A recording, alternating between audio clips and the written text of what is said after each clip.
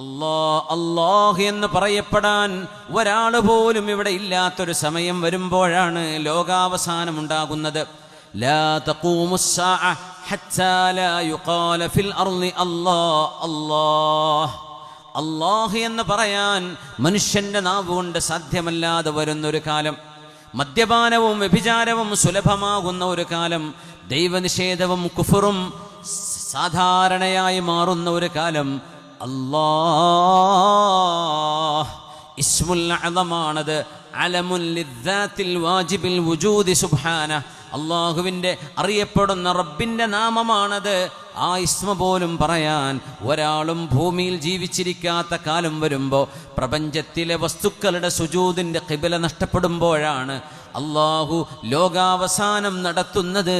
ഇദസ്സമാഉൻ ഷഖ്ഖത്, ആകാശലോകങ്ങൾ ഇടിഞ്ഞു പൊളിഞ്ഞു വീഴുന്നത് ചരാചരങ്ങളുടെ സുജൂദിൻ്റെ ഖിബല ഭൂമിയിൽ നഷ്ടപ്പെടുമ്പോഴാണ്. അത് നഷ്ടപ്പെടുന്നത് മുഅ്മിനീങ്ങൾ ഇവിടെ നിന്ന് ഇല്ലാതെയാകുമ്പോഴാണ്.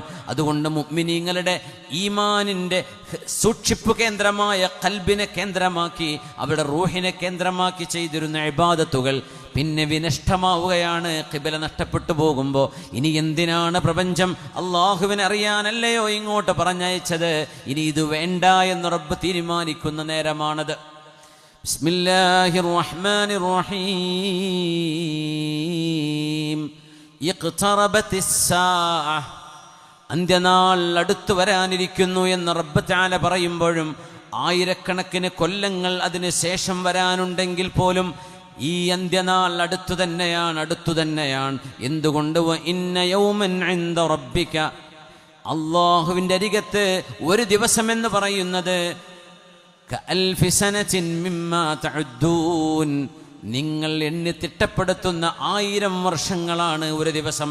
വേറെ ആയത്തിൽ 50 അൽഫ സന, 50,000 വർഷങ്ങളാണ് അള്ളാഹുവിൻ്റെ അരികത്ത് ഒരു ദിവസം എന്ന് പറയുന്നത്.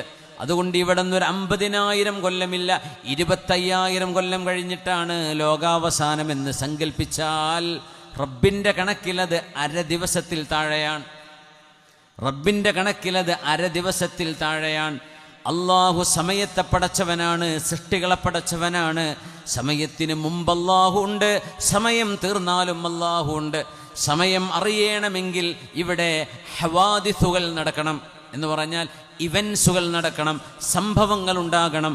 ആളുകൾ ഇവിടെ നടക്കുന്നു, ഇരിക്കുന്നു, ഭക്ഷണം കഴിക്കുന്നു, ഇരുന്ന് കേൾക്കുന്നു, സംസാരിക്കുന്നു. ഇതൊക്കെ ഹവാദിസുകളാണ്. ഈ സംഭവങ്ങൾ നടക്കാതിരുന്നാൽ സമയം കണക്കാക്കുക സാധ്യമല്ല. അതുകൊണ്ടാണ് മരിച്ചുപോയ മനുഷ്യനെ സംബന്ധിച്ചിടത്തോളം സമയം നിശ്ചലമാവുകയാണ് ചെയ്യുന്നത്, മുഅ്മിനീങ്ങളെ സംബന്ധിച്ച് പ്രത്യേകിച്ചും. എന്തുകൊണ്ട്? കം ലബിത്തും ഫിൽ അർളി അദദ സിനീൻ, എത്ര വർഷങ്ങളാണ് ഭൂമിയിൽ നിങ്ങൾ ജീവിച്ചത് എന്ന് ഓർമ്മയുണ്ടോ? അള്ളാഹു നമ്മളോട് ചോദിക്കുന്നൊരു ചോദ്യമുണ്ട്. കം ലബിത്തും ഫിൽ അർളി അദദ സിനീൻ, എത്ര വർഷങ്ങൾ? 60, 70, 80 വയസ്സാകുമ്പോൾ പോലും മനുഷ്യന് തോന്നുന്നില്ല എനിക്ക് പോകാൻ സമയമായി തുടങ്ങിയെന്ന്.